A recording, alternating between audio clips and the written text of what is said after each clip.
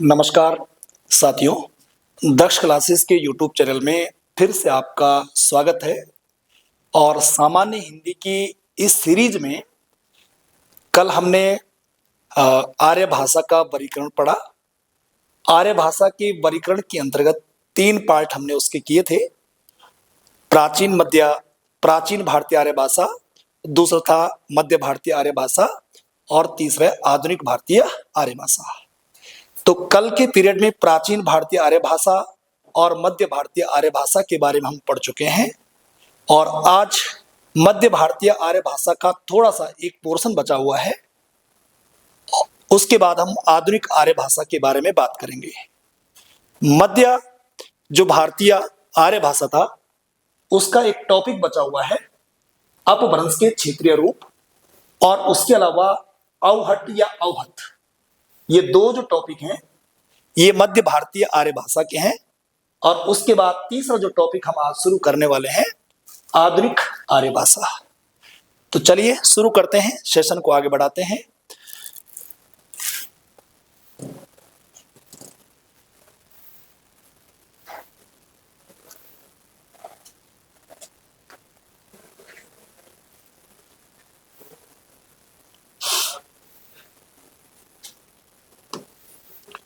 देखिए, आगे बढ़ने से पहले जो कल हमने बातचीत करी थी उसको जरा सा थोड़ा सा आगे लेते हुए हम आगे बढ़ेंगे। आर्य भाषा का वर्गीकरण, आर्य भाषा का वर्गीकरण की बात कल हमारी हुई थी और इसके अंतर्गत एक हमने बात करी थी प्राचीन भारतीय आर्य भाषा, प्राचीन भारतीय आर्य भाषा। दूसरा हमने बात करी थी मध्यकालीन भारतीय आर्य भाषा, प्राचीन भारतीय आर्य भाषा, और दूसरा मध्यकालीन भारतीय आर्य भाषा। और तीसरा जो पार्ट हमने इसका बनाया था आधुनिक भारतीय आर्य भाषा, आधुनिक भारतीय आर्य भाषा। इन 3 पार्टों में हमने, इस वाले पार्ट में हमने यहां पर संस्कृत की बात की थी कि भाषा के इस कालखंड में संस्कृत भाषा का प्रचलन था। और संस्कृत के अंतर्गत भी एक हमने वैदिक संस्कृत की बात करी थी, वैदिक संस्कृत, और दूसरी कौन सी, लौकिक संस्कृत। ये बात कल वाले पीरियड में हमारी हुई थी। फिर हम इसके बाद आगे बढ़े थे मध्यकालीन भारतीय आर्य भाषा में, और इस कालखंड में हमने यहां पर पाली, दूसरा प्राकृत, और तीसरी हमने यहां पर अपभ्रंश की बात की। तो मध्य भारतीय आर्य भाषा काल में पाली, प्राकृत और अपभ्रंश के संबंध में जो प्रश्न बनते हैं, कल हमारी सामान्य बातचीत हुई। और आज अपभ्रंश का एक छोटा सा जो टॉपिक है, अपभ्रंश का क्षेत्रीय रूप, ये हमें कवर करना है। और फिर आगे हम अवहट और अवहत की बात करते हुए आगे आधुनिक आर्य भाषा की ओर बढ़ेंगे। तो चलिए यहां से आगे बढ़ते हैं।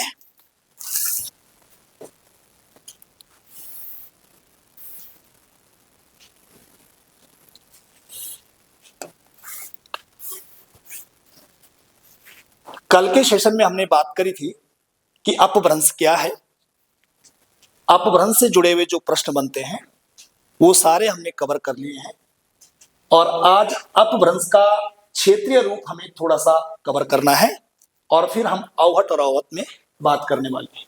तो सबसे पहले देखिए कि जैसे हम कल बात अपभ्रंश को लेकर के बात कर रहे थे, और अपभ्रंश के संबंध में कल जो पॉइंट आपने लिखे थे उसमें एक पॉइंट छूट गया था कि अपभ्रंश शब्द का सर्वप्रथम जो प्रयोग किया था अपभ्रंश शब्द का सर्वप्रथम प्रयोग, प्रश्न बनेगा किसके द्वारा किया गया, तब आंसर आएगा पतंजलि। अपभ्रंश शब्द का सर्वप्रथम जो प्रयोग किया गया था वो पतंजलि ने किया था। और पतंजलि की कौन सी पुस्तक है जिसमें उन्होंने किया था, महाभाष्य में। तो कल जो अपभ्रंश वाले नोट्स आपने बनाए थे उसमें एक पॉइंट और जोड़ देना कि अपभ्रंश शब्द का सर्वप्रथम प्रयोग पतंजलि के महाभाष्य में मिलता है, ठीक है। और आगे जब अपभ्रंश के 7 क्षेत्रीय रूप हम पढ़ते हैं, एक प्रश्न बनेगा कि अपभ्रंश के कितने क्षेत्रीय रूप है, तो हमारा आंसर होगा 7 क्षेत्रीय रूप है। कितने हैं, 7।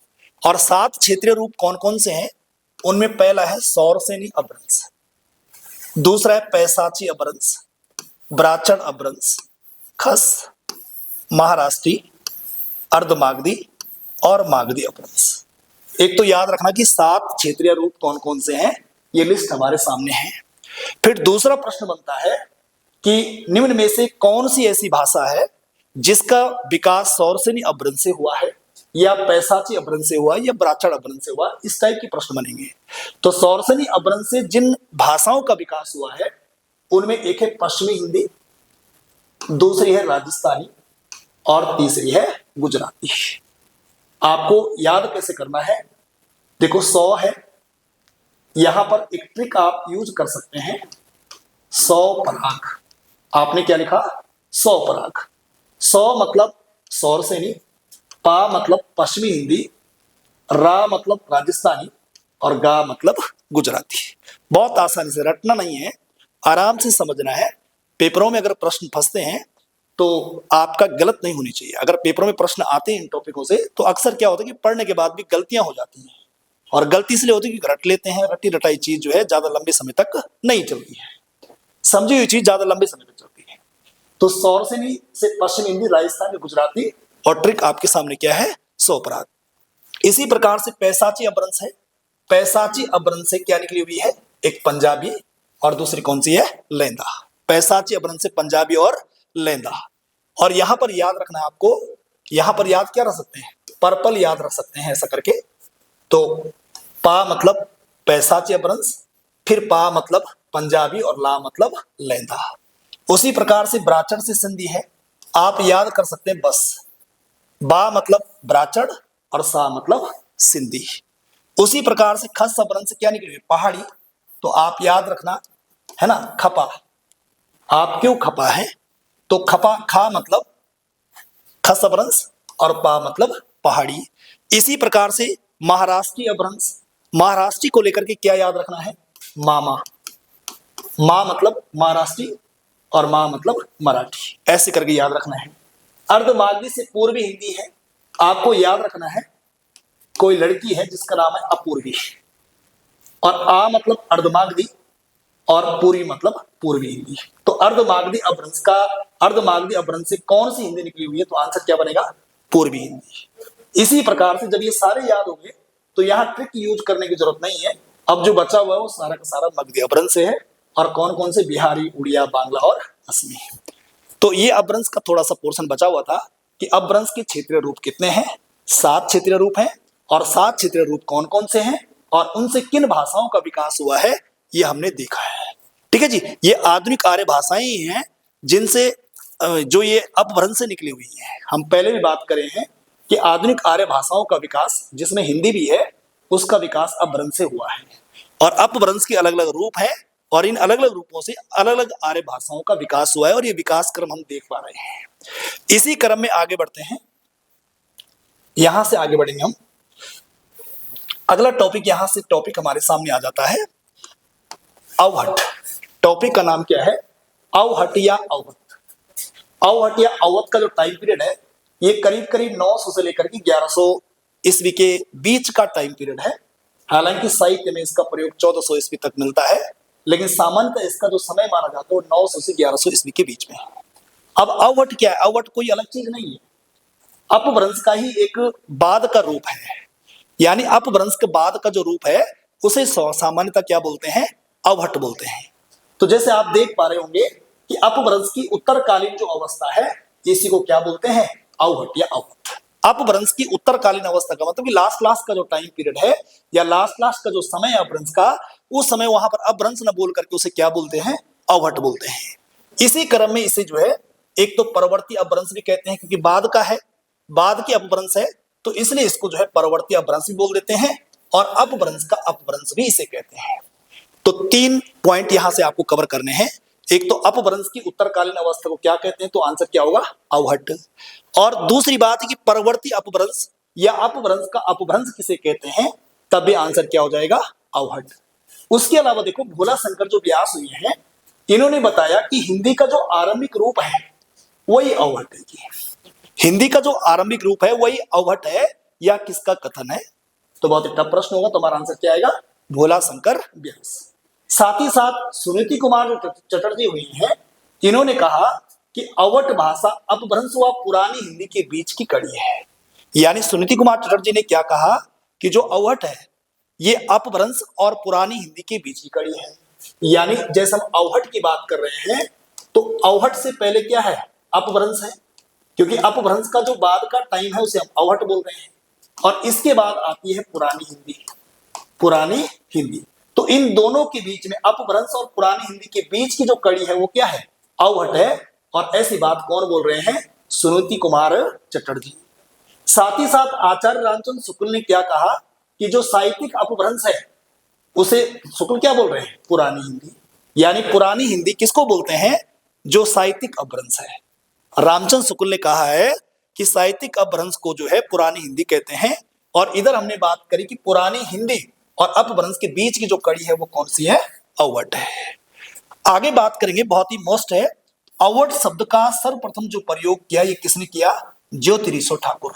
जैसे हम अभी पहले शुरू में बात कर रहे थे कि प्रश्न बनता है कि अपभ्रंश शब्द का सर्वप्रथम प्रयोग किसके द्वारा किया गया, तो किसके द्वारा, पतंजलि के द्वारा।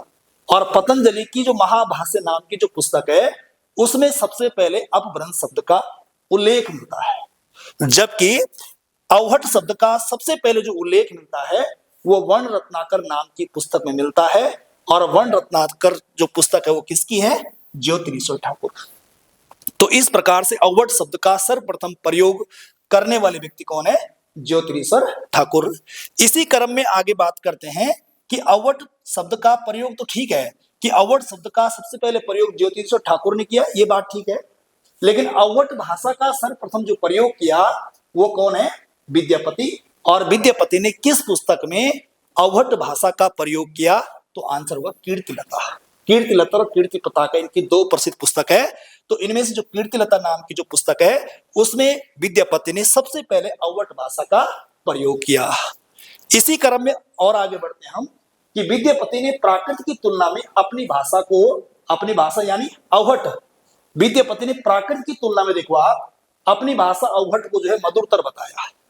यानी उन्होंने अपनी भाषा को जो है प्राकृत की तुलना में बहुत ही मधुर बताया है। और इसी क्रम में एक लाइन इनकी पेपर में कभी कभी आ जाती है, इनकी एक पंक्ति है, देसिल बयना सबजन मिठा तय तैसन जम हो अवहट्टा। देसिल बयना सबजन मिठा तय तैसन जम हो अवहट्टा, यानी देश की जो भाषा है ये सब लोगों के लिए मीठी है और इसे क्या बोलते हैं, अवहट बोलते हैं। तो कई बार सीधे ये कोटेशन आ जाती है कि देसिल बयना सबजन मिठा तय तैसन जम हो अवहट्टा, ये पंक्ति किसकी है, तो हमारा आंसर क्या बनेगा, क्या बनेगा जी, विद्यापति। ठीक है जी। इसी क्रम में और आगे बढ़ते हैं। आगे देखिए यहां पर अवहट के बारे में जो प्रश्न बनते हैं वो हो गए हैं, और अपभ्रंश के बारे में जो प्रश्न बनते हैं ये भी हमने पढ़ लिए हैं। अब अपभ्रंश और अवहट कोई अलग अलग चीज नहीं है, एक शुरू का पार्ट है और एक बाद का पार्ट है। फिर भी हमने अलग अलग तरीके से जो प्रश्न बनते हैं उनको अलग अलग तरीके से कवर किया। और अब अपभ्रंश और अवहट की जो प्रमुख रचनाएं हैं, जो हमारे एग्जाम की मतलब की कुछ रचनाएं हैं, उनको मैंने यहाँ पर थोड़ा मेंशन करा हुआ है। इनमें सबसे पहले कौन सी है, पौमचर्यु। पौमचर्यु किसकी है, ऊपर आप देख पा रहे हैं, स्वयंभू। पौमचर्यु पुस्तक के लेखक कौन है, स्वयंभू। ये पौमचर्यु स्वयंभू है। और ऋष्णेमी कौन है, स्वयंभू की है। महापुराण पुष्पदंत की, भविष्य कहा धनपत की, इसको आप धनपत करिए है, धनपत, ये धनपत करना, ये आ की मात्रा नहीं होगी इसमें। उसके अलावा श्रावकाचार, इसको आप कहा है श्रावकाचार, ये श्रावकाचार किसकी, देवसेन की। और ये श्रावकाचार नाम की जो पुस्तक है, इसको हिंदी की पहली रचना भी मानते हैं भाई। हिंदी की पहली रचना, हिंदी की पहली रचना कौन है? श्रावकाचार, जो कि देव सिंह के द्वारा लिखी गई है। और हिंदी का पहला कवि कौन है? तो आंसर क्या बनेगा? सरहपा। इसी प्रकार से हेम शब्दानुशासन, कल भी बात हुई थी, हेमचंद्र। और जबकि हिंदी शब्दानुशासन जो पुस्तक है वो किसकी है? किशोरदास वाजपेयी की। ये बहुत मोस्ट है। संदेश रासक नाम की जो पुस्तक है, संदेश रासक जो पुस्तक है, ये किसकी है? अब्दुल रहमान। और कई बार अब्दुल रहमान का नाम नहीं होता, ये लिखा रहता अदहमान, अदहमान लिखा रहता और कंफ्यूजन हो जाता कि यार ये नाम तो पढ़ा ही नहीं हमने, तो ये साथ में जरूर लिखना है। साथ ही साथ उक्ति व्यक्ति प्रकरण, ये दामोदर पंडित की है। वर्ण रत्नाकर ज्योतिष ठाकुर की है। और कीर्तिलता और कीर्ति पताका, दोनों जो ये पुस्तकें हैं, ये किसकी हैं? विद्यापति की है। लेकिन यहां से एक और प्रश्न बनता है कि विद्यापति की कौन सी रचना है जो प्रकाशित नहीं हुई, यानी अप्रकाशित है? तो हमारा आंसर क्या बनेगा? कीर्ति पताका। तो कीर्ति पताका नाम की जो पुस्तक है, कीर्ति पताका नाम की जो पुस्तक है विद्यापति की, ये कैसी है? अप्रकाशित। ये अप्रकाशित है।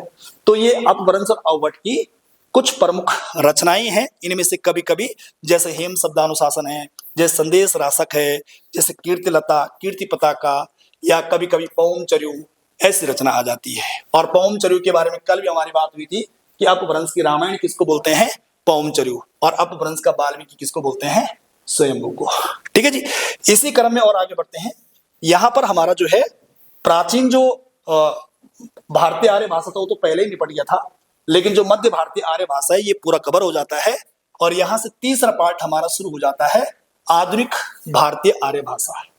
आधुनिक भारतीय आर्य भाषा या फिर आधुनिक आर्य भाषा में लिखा हुआ है 1000 ईस्वी से शुरू होता है और कहां तक जाएगा? ये वर्तमान तक। यानी आधुनिक आर्य भाषा 1000 ईस्वी से लेकर के कब तक है?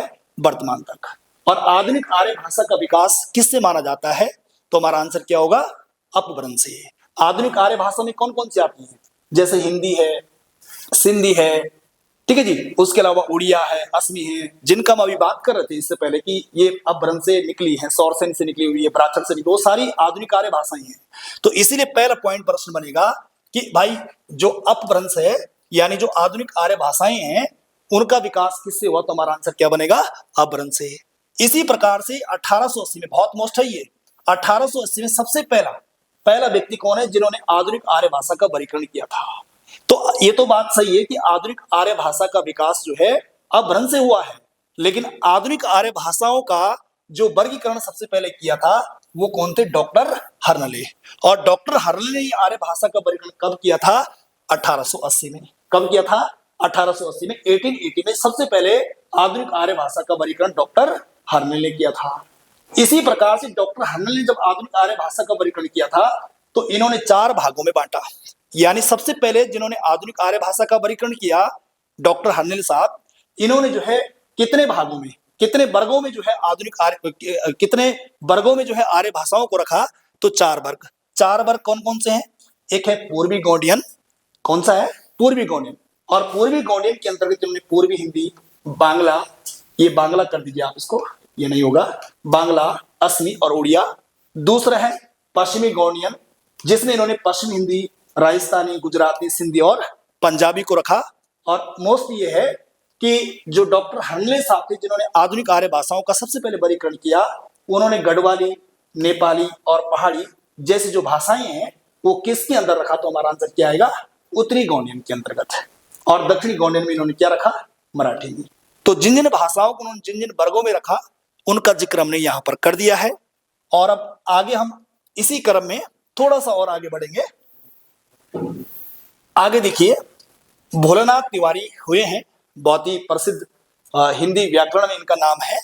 और भोलानाथ तिवारी ने जो है क्षेत्रीय तथा संबद्ध अपभ्रंशों के आधार पर आधुनिक आर्य भाषाओं का वर्गीकरण किया है। और इन्होंने आधुनिक आर्य भाषाओं का जो वर्गीकरण किया है ये मैंने आपके सामने रख दिया है। इन्होंने जो है 5 पार्टों में जो है इसे रखा है, 5 पार्टों में। और 5 जो पार्ट हैं ये आपको दिख पा रहे होंगे स्क्रीन पे कि भोलानाथ तिवारी ने आधुनिक आर्य भाषा का जो वर्गीकरण किया वो कितने भागों में किया? 5 भागों में। यहां पर पहला सौरसेनी अपभ्रंश है। और सौरसेनी अपभ्रंश के अंतर्गत इन्होंने पश्चिमी हिंदी, राजस्थानी, पहाड़ी और गुजराती ये करा।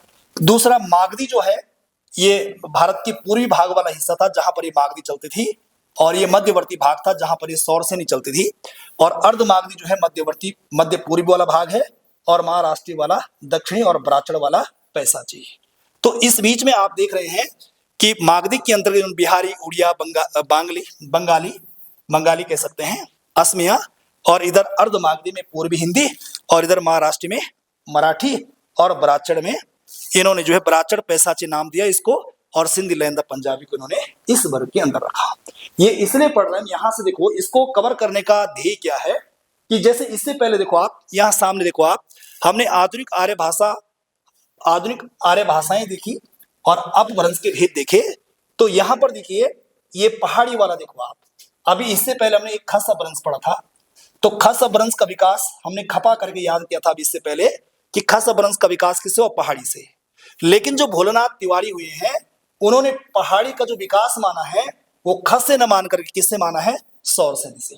तो यहां से प्रश्न पेपर में बनता है कि खस अपभ्रंश है ना, यानी पहाड़ी जो भाषा है इसका विकास किस अपभ्रंश से हुआ है। तो नॉर्मली तो हमें खस अपभ्रंश याद रखना है, लेकिन जब प्रश्न पूछेगा कभी अगर बाई चांस ऐसा आ गया कि पहाड़ी का विकास किस अपभ्रंश से हुआ है और ऑप्शन में अगर खस अपभ्रंश ना मिले तो हमें क्या टिक करना चाहिए, सौरसेनी अपभ्रंश। या फिर अलग से पूछता है कि भोलानाथ तिवारी ने जो है पहाड़ी का विकास किस अपभ्रंश से माना है, तो तब हमारा आंसर क्या बनेगा, सौरसेनी अपभ्रंश। तो यहां पर देखिए आप, यहां पर आपने ये पूरा देख लिया, ये डायग्राम मैं पहले दे चुका हूं, और अब लास्ट में निष्कर्ष में हम इस बात पे आते हैं कि भाई जिस क्रम को हमने आगे सबसे पहले ये डायग्राम मैंने आपके सामने रखा था, जो शुरू से जो है सामान्य हिंदी की सीरीज में जुड़े हैं उन्हें पता है कि सबसे पहले हमने यहाँ पर संस्कृत की बात करी थी, और संस्कृत से पाली, प्राकृत, अपभ्रंश और हिंदी में हम पहुंच गए। तो फाइनली निचोड़ ये निकला कि जो शुरू का डायग्राम था संस्कृत से वो फिर डायग्राम दोबारा आ गया, क्योंकि हम संस्कृत भी पढ़ चुके हैं, आधुनिक आर्य भाषा का विकास हम पढ़ रहे हैं, और आधुनिक आर्य भाषा में जो है हिंदी, मराठी, सिंधी, जैसे पंजाबी, लहंदा, राजस्थानी, गुजराती ये सब आती हैं।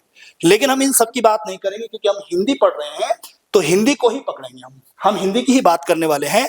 तो हिंदी का क्रमिक विकास फिर से हम दोबारा देख रहे हैं कि सबसे पहले संस्कृत, संस्कृत के बाद पाली, पाली के बाद प्राकृत, प्राकृत के बाद अपभ्रंश, और अब हम कहाँ पहुंच गए हैं, हिंदी। और हिंदी एक आधुनिक आर्य भाषा है, और आधुनिक आर्य भाषा के अंतर्गत हमने ये टॉपिक, छोटा सा एक टॉपिक था, इसको कवर कर लिया है। और कल से हम अब पूरी तरह से हिंदी की बात करेंगे कि हिंदी का नाम आखिर हिंदी क्यों पड़ा, बिंदी क्यों नहीं पड़ा, चिंदी क्यों नहीं पड़ा, इसके पीछे का रहस्य क्या है, कल वाली वीडियो में इसको जानेंगे।